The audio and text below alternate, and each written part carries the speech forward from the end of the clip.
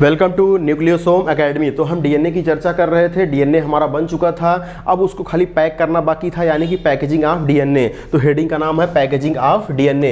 अब देखिए packaging of DNA के लिए नेचर ने क्या किया, जगह जगह पर कुछ ऐसे प्रोटीन के मॉलिक्यूल लाए जो गोले गोले होते हैं। क्या होते हैं? ऐसे एक गोले गोले होते हैं। इनको बोलते हैं हिस्टोन प्रोटीन। क्या बोलते हैं इसको?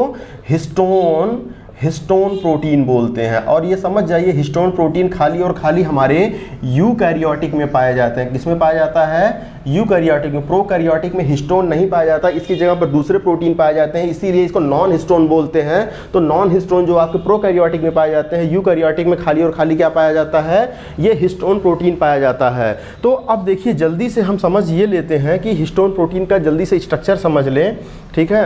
अच्छा, जल्दी से हमको खाली पहले ये बता दीजिए कि डीएनए जो होता है, ठीक है, डीएनए के बारे में लिखेंगे तो सबसे पहले डबल स्ट्रैंडेड होता है। और ये जो डीएनए खोजा गया था, सबसे ज़्यादा हमारे बॉडी में बी डीएनए मिलता है। दूसरा जो डीएनए होता है इसका लेंथ 2.2 मीटर होता है, राइट। और तीसरा पॉइंट अगर हम लिखेंगे डीएनए के बारे में, 3 तरीके के बॉन्ड होते हैं। एक तो हाइड्रोजन बॉन्ड होता है, एक बीटा या ग्लाइकोसिडिक बॉन्ड होता है, और जो तीसरा बॉन्ड होता है वो फास्फोडाइस्टर बॉन्ड होता है। कौन सा बॉन्ड होता है? फास्फोडाइस्टर बॉन्ड होता है, ठीक है। ये तो बॉन्ड के बारे में हो गया। एक लूप का 34 एंगस्ट्रॉम होता है, और एक से दूसरे नाइट्रोजनस बेस के बीच की 33.4 एंगस्ट्रॉम होता है। और क्या हो सकता है? और एक में जो है 10 पेयर नाइट्रोजनस बेस पाए जाते हैं। क्या पाए जाते हैं? एक लूप में 10 पेयर नाइट्रोजनस बेस पाए जाते हैं। डायमीटर बाबू कितना होता है? 20 एंगस्ट्रॉम होता है। खोजा किसने था? वाटसन और क्रिक ने, ठीक है। वाटसन एंड क्रिक ने खोजा था, ठीक है। वाटसन और क्रिक ने, ठीक है। अच्छा, वाटसन और क्रिक, ओके। सबसे पहले वैसे डीएनए को जो है, ठीक है, डीएनए को न्यूक्लियन नाम दिया था फ्रेडरिक माइखर ने। फेडरिक, लेकिन इन्होंने अच्छे से खोज नहीं पाया था। फ्रेडरिक माइखर ने खोज लिया था पस सेल्स में, यानी कि जो हमारी पस वाली सेल्स होती हैं, जैसे हमारे को कहीं चोट लग जाता, फोड़ा फुंसी हो जाता है, तो उसमें सबसे पहले फ्रेडरिक माइखर ने पस सेल्स की कोशिकाओं में डीएनए को खोज लिया था, ओके। तो ये डीएनए के बारे में थोड़ा सा जानकारी थी। सबसे मोस्ट इंपॉर्टेंट जो जानकारी है, आपको पता है डीएनए जो होता है, डीएनए में आर्थोफॉस्फोरिक एसिड पाया जाता है, जिसकी वजह से डीएनए हमारा एसिडिक नेचर का होता है। कैसे, किस नेचर का होता है? अम्लीय होता है, ये याद रखिएगा, अम्लीय होता है, ठीक है। अच्छा, डीएनए के ऊपर चार्ज कैसा होता है? तो हम आपको बताएं, H3PO4 फास्फेट पर 3 नेगेटिव चार्ज होने की वजह से ओवरऑल डीएनए हमारा नेगेटिव हो जाता है। तो हमेशा याद रखिएगा डीएनए एसिडिक होने के साथ साथ कौन सा चार्ज रखता है? नेगेटिव चार्ज रखता है, ठीक है। तो डीएनए एसिडिक और नेगेटिव होता है। अच्छा, ये हो गया आपका डीएनए के बारे में। अब जिस पर डीएनए को हम बांध रहे हैं, क्या पैक कर रहे हैं, उसका नाम होता है हिस्टोन प्रोटीन। तो हिस्टोन प्रोटीन कैसे? ये देखिए हिस्टोन प्रोटीन गोला हमने बना दिया, इसको बोलते हैं हिस्टोन प्रोटीन। अब हिस्टोन प्रोटीन में भी अलग अलग चैम्बर होते हैं। क्या होते हैं? अलग अलग चैम्बर होते हैं। तो ये देखिए हिस्टोन प्रोटीन को हमने 4 चैम्बर में कट कर दिया। तो एक का नाम होता है H2A, ये एक का नाम होता है H2B, एक का नाम होता है H3, एक का नाम होता है H4, हिस्टोन, ठीक है। तो हिस्टोन, और एक का नाम होता है, ये साइड में लगा होता है हिस्टोन प्रोटीन का पार्ट, इसका नाम होता है H1। क्या नाम होता है? H1, ठीक है। तो अगर सब कंपोनेंट पूछा जाएगा तो H1, H for histone, H1, H2A, H2B, H2A, H2B रखने का, अच्छा H1, H2, H3, H4, H5 भी तो रख सकते थे, लेकिन H2A, H2B आपस में काफ़ी सिमिलर थे, इसीलिए इसको AB करके नाम रख दिया गया, ठीक है। तो अब देखिए हिस्टोन जो है आपके, ये 4 ऐसे होते हैं, 4 ऐसे पीछे भी लगे होते हैं, यानी कि टोटल 8 होते हैं, जो कि हमको दिखाई नहीं दे रहा है। ये देखिए, ये पीछे भी दिखे, फुटबॉल की तरह होता है, पीछे है इसके 4, तो 4 पीछे, 4 आगे, 4 4 8। तो इन्हीं 8 को अब बोलने लगते हैं हम लोग हिस्टोन ऑक्टामर। क्या बोलते हैं इसको? हिस्टोन ऑक्टामर बोलते हैं। और जो ये हिस्टोन ऑक्टामर होता है, जो ये 8 हैं, इसमें H1 नहीं आता। देखिए H1 साइड में चला गया। तो अगर आपसे पूछा जाएगा हिस्टोन ऑक्टामर का पार्ट क्या नहीं होता, तो H1 is a not part of histone octamer. Histone octamer में कौन आते हैं? H2A आता है, H2B आता है, H3 आता है और H4 आता है। इन्हीं को हम मल्टीप्लाई कर दें, भाई 4 है, 4 हैं ये, 1 2 3 4, 4 दूना 8, तो 8 है, 8 का मतलब ऑक्टामर। तो हिस्टोन ऑक्टामर के पार्ट कौन कौन है? H2A, H2B, H3 और H1 is the not part of histone octamer, ठीक है। अच्छा ये बताइए, हिस्टोन ऑक्टामर की अगर हम हिस्टोन की बात करें तो ये जो हिस्टोन ऑक्टामर होता है, इस पर चार्ज कैसा होना चाहिए? सोच के बताइए, इस पर डीएनए को हमको रैप करना, लपेटना है, तो चार्ज कैसा होना चाहिए? तो डीएनए कैसा चार्ज होता है? नेगेटिव चार्ज होता है। तो इसको कैसा होना चाहिए? पॉजिटिव चार्ज होना चाहिए, ठीक है। तो सबसे पहले हिस्टोन प्रोटीन में पॉइंट लिखेंगे, ये तो पॉजिटिव चार्ज होता है। कैसा चार्ज होता है इसके ऊपर?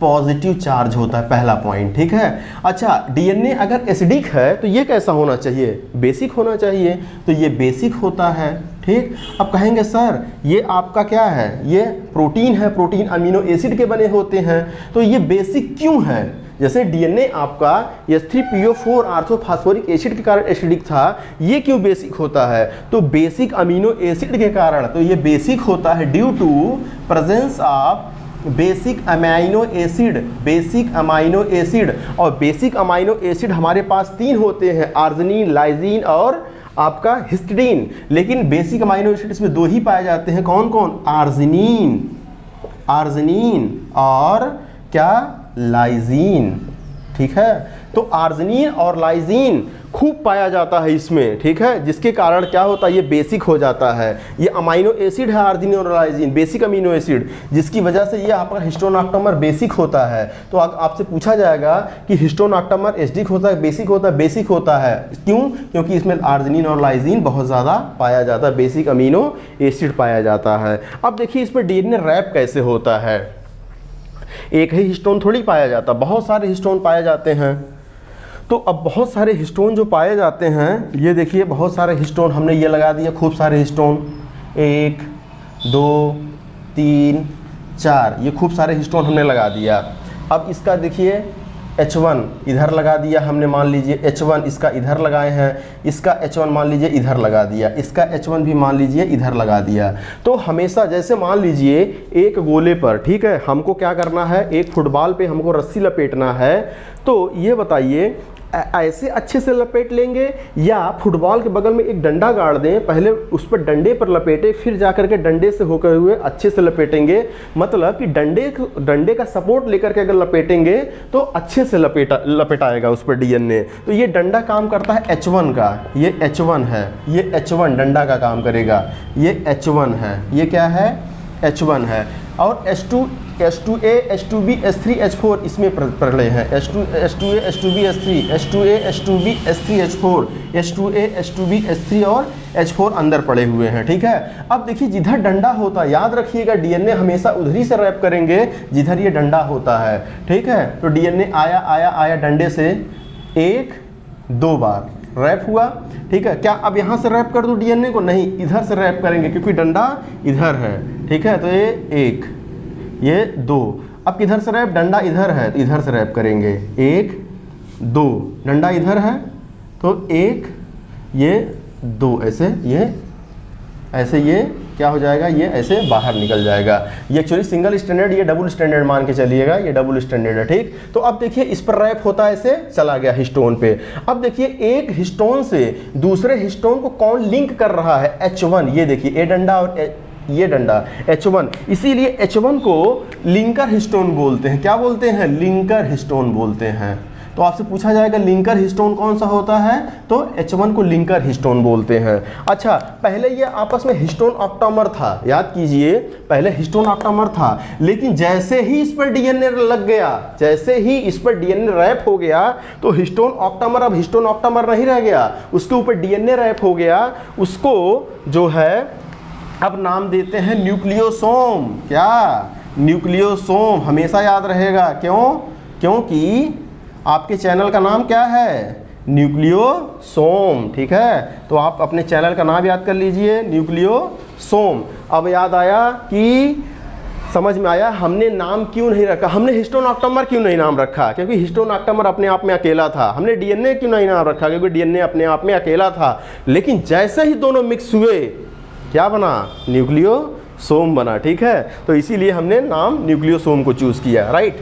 तो अब देखिए क्या होता है, ये एक न्यूक्लियोसोम बन गया, यानी कि हम कह सकते हैं कि जो न्यूक्लियोसोम होता है, न्यूक्लियोसोम होता है वो DNA plus histone octamer, histone octamer दोनों का क्या मिला के बनता है। तो ये न्यूक्लियोसोम, ये न्यूक्लियोसोम, ये न्यूक्लियोसोम, ये न्यूक्लियोसोम, ये बनते चले गए और इन्हीं को सारा उठा करके इसके अंदर क्रोमोसोम के अंदर हमने डाल दिया, पैक कर दिया, ठीक है। तो 2.2 मीटर का डीएनए बड़े ही आसानी से आ गया, ठीक है। और बीच बीच में देखिए ये तो हिस्टोन है, बीच बीच में बिना हिस्टोन वाली प्रोटीन इसको सपोर्ट किए रहती, कहीं ये डीएनए टूट ना जाए, ठीक है। ये देखिए बीच बीच में प्रोटीन सपोर्ट की रहती है, इसको हम लोग बोलते हैं, हिस्टोन की नहीं बनी होती, इसके मतलब ये नॉन हिस्टोन होता है, नॉन हिस्टोन का प्रोटीन होता है, नॉन हिस्टोन प्रोटीन होता है, राइट, नॉन हिस्टोन प्रोटीन होता है, ठीक है।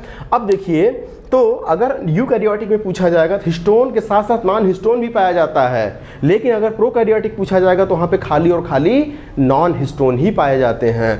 अब अगर आपसे पूछ दिया नाइट्रोजनस बेस का नंबर देकर के डीएनए का लेंथ बताइए, अच्छा हमें कैसे पता चला कि डीएनए का जो लेंथ होता है 2.2 मीटर होता है। तो देखिए होता क्या है कि हमारे एक सेल में जो टोटल नाइट्रोजनस बेस होते हैं वो 6.6 इंटू 10⁻⁹ होते हैं, बेस पेयर होते हैं। कितना होता है, इतने बेस पेयर होते हैं नाइट्रोजनस बेस, इतने बेस पेयर, इतना काउंट किया जा चुका। और आपको पता है कि एक बेस पेयर से दूसरे बेस पेयर का जो लेंथ होता है वो कितना होता है, 3.4 एंगस्ट्रॉम होता है, राइट, ठीक। ये नाइट्रोजनस बेस हो गया, ठीक है। और एक से दूसरे बेस की दूरी कितनी होती है, 3.4 होती है। तो 6.6 इंटू 10⁻⁹ में हमने 3.4 एंगस्ट्रॉम का मल्टीप्लिकेशन कर दिया। तो मीटर में हमको 6.6 इंटू 10⁻⁹ इंटू 3.4 इंटू 1 एंगस्ट्रॉम में 10⁻−10 मीटर होता है, ठीक है। तो क्या आ गया, 6.6 इंटू 10⁻−10 है, यहाँ पे 9 है, तो 10⁻- कितना हो गया, 1 हो गया, मल्टीप्लाई 3.4 आ गया। तो जब इन दोनों को मल्टीप्लाई करेंगे आप तो कितना आ जाएगा आपका 22 दशमलव, ठीक है, 22 दशमलव, इन दोनों को 6 3 18, 22 दशमलव समथिंग या 22.2 मान लीजिए, ठीक है। और इंटू 10⁻−1, तो 22.2 10⁻−10 डिवाइड कर दे, कितना आ गया, देखिए 2.2 मीटर आ गया, राइट। तो इस तरीके से आप कैलकुलेट कर सकते हो। अगर आपको नाइट्रोजनस बेस दिया है और लेंथ दिया है एक नाइट्रोजनस बेस के बीच में, इसे मल्टीप्लाई करके आप डीएनए का लेंथ पा सकते हो, 2.2 मीटर, ठीक है।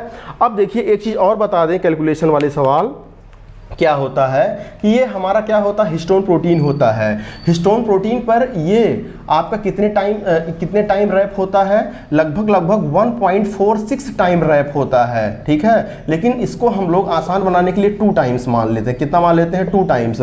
और यहाँ से यहाँ तक रैप होने में कितना खर्चा हो जाता है, 200 बेस पेयर खर्चा हो जाता है। यानी काउंट करेंगे 1 2 3 4 5 6 7, तो कितने इस पर आ गए, 200 बेस पेयर आ जाएंगे। कितने, 200 बेस पेयर। इस तरीके से हम हिस्टोन का नंबर भी जान सकते हैं। कैसे हिस्टोन का नंबर जान सकते हो, क्योंकि तुम्हारे पास जो नाइट्रोजनस बेस पेयर है टोटल एक सेल में कितने हैं, इतने बेस पेयर हैं, ठीक है, टोटल एक सेल में। और एक आपके खर्चा कितना हो जा रहा है, एक पर लपेटने पर 200, तो 200 से डिवाइड कर दें इसको, तो कितना आ गया, 2 3 या 6, 3.3 इंटू 10⁻2, ऊपर गया 7, ठीक है। इतना हमारे पास एक कोशिका में 3.3 इंटू 10⁻7 क्या है, हिस्टोन है। क्या है, हिस्टोन है या न्यूक्लियोसोम है। क्या है, न्यूक्लियोसोम, ये नंबर बता रहा है, ठीक। तो ये था आपका पैकेजिंग ऑफ डीएनए के बारे में। अब हम आगे, डीएनए हमने समझ लिया, अब डीएनए से आरएनए, आरएनए से प्रोटीन, यानी कि ट्रांसक्रिप्शन बताना है आपको ट्रांसलेशन बताना, जो कि हम आपको नेक्स्ट चैप्टर में, एक लेक्चर में पूरा हम खत्म कर देंगे, जो आपके इंपॉर्टेंट क्वेश्चन है। Okay, thank you.